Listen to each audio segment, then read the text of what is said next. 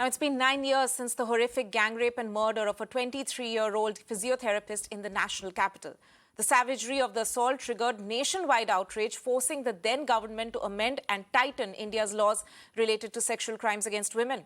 But what really has changed on ground since the Nirbhaya case? Every day, you and I hear some or the other case related to crime against women, which indicates that there's a serious gap between the government's efforts on paper and implementation on the ground. So while netas are quick to announce SOPs for women ahead of polls, some of the pertinent questions remain. How safe are Indian women on the streets today? Let's take a look at some cities where my colleagues actually did a ground check. But first, before that, Times Network spoke to Nirbhaya's mother, AshaDevi. She recounted her 8 years of struggle in contesting legal battle, which finally concluded with the execution of the 4 convicts. She says that the government hasn't taken enough steps to ensure safety of women and that a long-drawn legal process is one of the key reasons behind crime against women. Listen in. कैसे रहे आप लोग कभी यहाँ पे, जैसे आपने पिछले 1 साल के दौरान देखा जब से उनको फांसी हुई, कि उसके बाद क्या क्या चीज़ें बदली हैं? क्योंकि लोग भी आपको अप्रोच करते हैं, जितनी पीढ़ी परिवार वाले हैं वो आपको अप्रोच करते हैं. क्या अभी चीज़ें बदल के आई हैं उस समय से? देखिए, अगर हम बात करें क्राइम की, तो हमें नहीं लग रहा है कि कुछ बदला है. निर्भया को इंसाफ मिले यानी 1.5 साल का दिन हो गया. इस दौरान बहुत कोरोना के चक्कर में कहीं आना जाना नहीं हुआ, बंद नहीं हुआ, काम नहीं हुआ. लेकिन हम घर से ही जुड़े रहे लोगों से, घर जूम से जैसे तैसे मीटिंग करते रहे, अभी भी करती हूँ. लेकिन केस में कमी नहीं आई. खासकर जब लॉकडाउन था उस टाइम तो इतने कॉल आ रहे थे.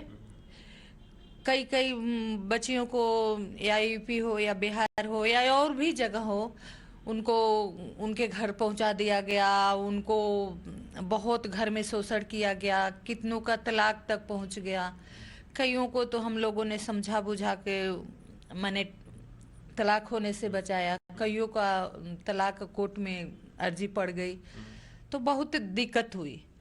दिक्कत ये हुई कि कोर्टें बंद हो गई, सब काम ऑनलाइन हो गया. तो इससे ये हुआ कि जो मुजरिम थे जेल के अंदर, उन्होंने अर्जी लगा के, बीमारी की लगा के बहुत बाहर हैं. कई केस हमने यहाँ दिल्ली का एक केस है, उसमें बच्ची को घर में घुस के चाकू काट दिया था. माँ भाई बचाने, उसको भी चाकू लग गया, भाई को भी लग गया. लेकिन वो मुजरिम आज 1 साल से बाहर है. वो हर 3 महीने पे वो लगा देता है कि हम कोरोना पॉजिटिव है. तो बहुत दिक्कतें हुई. ऐसे कई केसे हैं.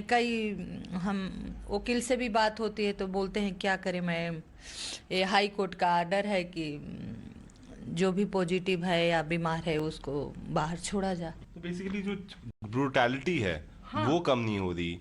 फांसी के फंदे पे चढ़ गए आपके आरोपी, वो भी नहीं किसी के डर पैदा होता है. क्या लग रहा है कि सरकारें और जो नेतागण हैं वो भूलते जा रहे हैं, और जब बड़ी घटना होती है, जब जन से लाभ होता है, तभी जागते हैं, फिर सो जाते हैं? जी बिल्कुल यही बात है. जैसे निर्भया के साथ घटना हुई, हम सबको लगा आप लोगों ने इतने हमारे साथ संघर्ष किया, इतने मेहनत किया, इतने इस चीज को उठाया, चलो हम एक मुकाम तक पहुंच गए. लेकिन बाकी चीजों तो ठीक नहीं हुई. जो हमारे केस के दौरान जो चीजें सामने आई, क्या क्या कमियां हैं, हमारी भी सोच थी कि नहीं हम इस पे काम करेंगे. लेकिन लॉकडाउन की वजह से घर में हो गए. लेकिन चीजें नहीं बदली है. सरकार ने इस पे काम ही नहीं किया.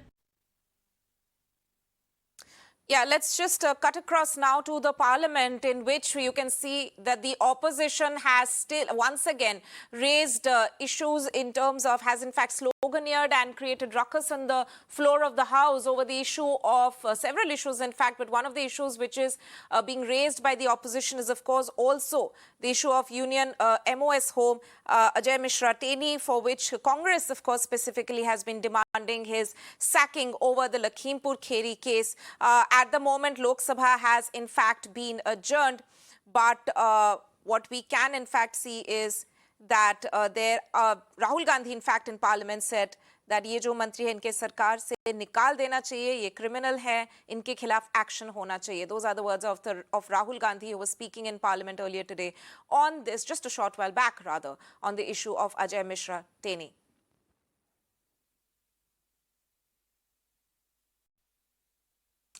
Continuing with our special focus on the Nirbhaya case and the aftermath, what is the change on ground that we can see 9 years after the case? Now, what is the status of women's safety in metros since Nirbhaya case? Times Network took the same route that Nirbhaya had taken on that fateful night from Munirka bus stop to Dwarka More, which was the route of the bus where Nirbhaya was assaulted savagely by 5 men and a juvenile. Times Network's Shireen found that there are at times no marshals in the DTC buses and that several pockets of the national capital are still in the dark.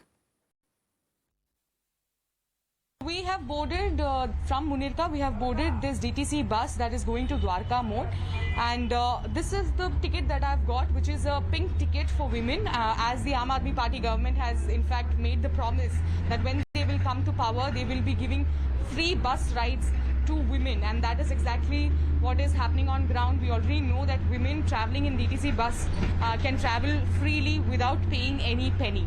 But is that enough? Because other promises that were made was, of course, the presence of a marshal inside the DTC bus, and clearly in this bus which I have boarded from Munirka to Dwarka, there is no presence of a marshal inside the bus. If I ask my camera person Himanshu to pan and show you, there is no such presence of marshal inside this bus. So how safe it is when there are promises that are made to make women feel safer? Why are those measures not implemented is, of course, the questions that are still glaring on us even after 9 years of the Nirbhaya incident. जब से martial आए तब से तो safe feel होता है बिल्कुल, लेकिन किसी बस में तो है नहीं, किसी में है. अच्छा. लेकिन उसके बाद से मतलब काफ़ी चीज़ों के CCTV कैमरे लगे हैं, तो किसी बस में तो चल ही नहीं रहे हैं, लेकिन किसी में चल रहे हैं, तो इन चीज़ों की वजह से थोड़ा सेफ लगता है. मुझे इतना नहीं लगता कि इतना कोई डिफरेंट आया है, पर हाँ ये है कि दिल्ली सरकार काफ़ी अच्छा काम कर रही है. जैसे उन्होंने कैमरे लगवाए हैं, मार्शल बिठवाए हैं, तो इसकी वजह से हम लेडीज़ लोगों को काफ़ी कॉन्फिडेंस आता है कि हाँ हम सेफ हैं. 50% हम अपने आप को सेफ लगा के चलते हैं, पर दिल्ली जैसे शहर में अभी भी हमें लगता है कि हम अनसेफ हैं. जहाँ पे 9 बजते हमें लगता है कि अब हम अनसेफ हैं. चाहे बस में कितने ही यात्री बैठे हों, कोई, मैं जेंट्स की बात करूंगी, कोई अगर किसी को कुछ कह रहा है या ऊंची आवाज में बात कर रहा है तो जेंट्स नहीं उठते, लेडीज ही उठती है. We have finished our ride from Munirka to Dwarka More, and this is one of the dark spots from where we are reporting. Though there has been an increase as far as the street lights are concerned, but still in the national capital there are several stretches where there is still darkness, where there is still a requirement of street light, because even now women are feeling unsafe. Though we have seen a number of measures that has been taken on ground, be it increasing the CCTV, deploying CCTV in a number of stretches. Apart from that, increasing the street lights on the road. There are also a number of checkposts and helpline numbers that has in fact been broadcasted on the buses, on the metro. But are these measures enough? Because when we took that ride, we have seen in that bus there was no marshal. We are right now standing at one of several dark spots that we have seen in the stretch from Munirka to Dwarka More. So of course there are several measures that are taken, but the question still remains that even after 9 years, are these measures enough? And shifting our focus to Bengaluru, Mirror now took 2 routes from Bengaluru city to the airport to gauge if enough measures are being taken to ensure women's safety on this route. While one route was lit up, the other one, where most of the crimes are reported, is still in the dark. Neha brings us this ground check.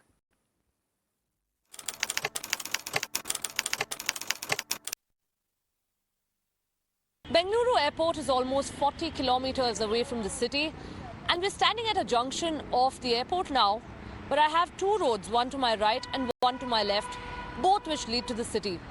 The one to my left, as you can very clearly see, is well lit. There is police presence. The one to my right is a road that has seen several crimes taking place, especially against women at night, simply because cab drivers prefer to take this road to avoid the toll. Let's tell you that this road has no police presence, has no safety, and most importantly, as we proceed further on this road, you'll be able to see that there are no street lights, to say the least, and it's quite a deserted area.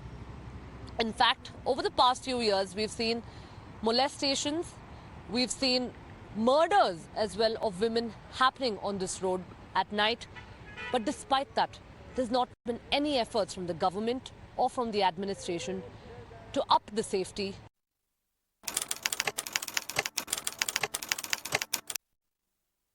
Over the years, there have been many promises made by governments and police departments to better the safety of women on this stretch of road that we're at, from the airport to the city. However, let's tell you that nothing really has been done on this road so far. There is zero police presence. There is no police patrolling.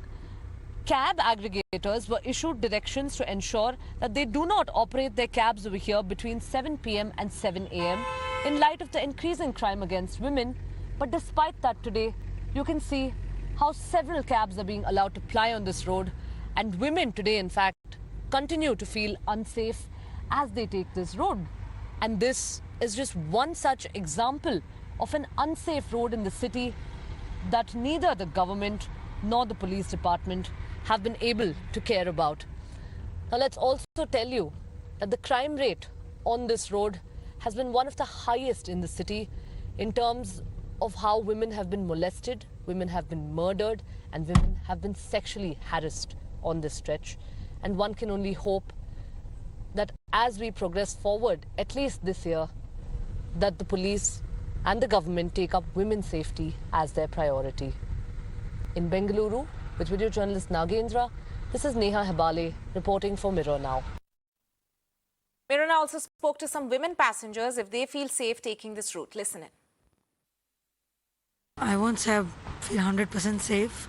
Like, I do share my route, my details and everything to my parents or any one of my friends, like my brother or my friend. I do share. So they keep that proper check on my route every time I travel. Be it in morning, evening, because I don't feel like it's only about night. It can happen any day of time. Not completely safe, for sure, because I'm from Bangalore and I know the ways and everything, so it's comfortable. But if you ask me to travel in a place like Delhi, Faridabad or something, where things are unknown to me, no, I don't feel safe. In Bangalore, I do feel a little unsafe because I don't know the language as well. So, but in Mumbai, I mean, I'm coming from Mumbai, there's no fear there, at least. Yeah. Here it is a little scary, at least alone in the cab at this time. If it is during the day, it's still okay. Right, on the broadcast, I'm joined by Saira Shah Halim, women's rights activist. Ma'am, thank you so much for sparing your time on this important discussion. It's been 9 years since December 16th, which the whole country remembers as the day when that extremely shocking and horrific crime took place on the streets of the national capital, which has changed the laws in our country and also, in fact, triggered the kind of women's safety debate that we have not seen before. But we are standing here today, 9 years on. Do you think there has been substantial changes, maybe some on paper, but in reality, what are some of the problems that you as an activist who's working on the field still see women facing? Hi, yeah, it's been 9 years and nobody can ever escape the Nirbhaya tragedy and why I think it's hit women and men collectively because it can happen to any of us. Earlier, probably they didn't pay so much of cognizance because they felt it happened in the villages, it happened in the rural areas. But when it happened to one of yours, that is why, if you remember, the entire Delhi was outraged and people came out on the streets and political parties came out, in droves to condemn this entire episode. So, yes, it has marred an entire nation. And I will not say, we cannot say at this point of time that crimes against women has decreased. But, yes, there is greater awareness. Like I was hearing the other speaker, now we are more aware of our safety, security. with the public transport, people are taking Olas and Ubers. So we do share a location when we're traveling, and then certain cities are considered safer, when you compare to the crime index and women's safety. So I live in Kolkata, and I feel relatively safe here. I mean, quite safe, because culturally men respect women here. But yes, there are problems in other areas and states, and that needs to be worked upon. Mumbai is also relatively safer, Bangalore as well. But Delhi, if you know, it consists of a large number of migrants, and people have come there to make their living. And, the crime rate, if you study why the crime rate is so high, it's known as the crime capital of the country. So crimes against women will also increase. And I think the Delhi government has to ensure that women feel utmost sense of security when they're traveling to work and back, actually commuting to and fro. So that needs to be taken into cognizance. The death penalty, I feel it has... It can act as a deterrent. It can kind of intimidate future offenders, but that's not the final solution. That's not the answer. We need to do much more to take stringent steps and ensure that the incidents like Nirbhaya do not, happen again and again. Right. Thanks, ma'am, for joining us on this. Stay with us. I'm also joined in the broadcast by Anjali Gopalan, senior activist. Ma'am, if we talk about concrete measures, on paper, as we know, that the laws have in fact been changed. We know that, the law has been made more stringent when it comes to sexual assault. And there are also additional sections with regard to voyeurism, stalking, which was added after the Nirbhaya case. And fast-track courts have also been set up to deal with rape cases. But essentially, what Nirbhaya's mother was also telling my colleague Priyank earlier, that the long-drawn legal process also remains one of the main challenges. Honestly, yes, probably you can go to a police station and get an FIR registered, a complaint submitted, probably a little more easily, but that also may differ from police station to police station. But the long-drawn legal process, has that really changed in terms of actually people looking to get justice? And that needs to be set out as an example in the society to ensure that people are that acts as a proper deterrent against such crimes? Listen, I don't think our fast-track courts are fast enough, clearly. That is obvious. Cases are dragging on forever and a day. The whole issue about having laws is if implementation doesn't happen, it's quite pointless, I feel.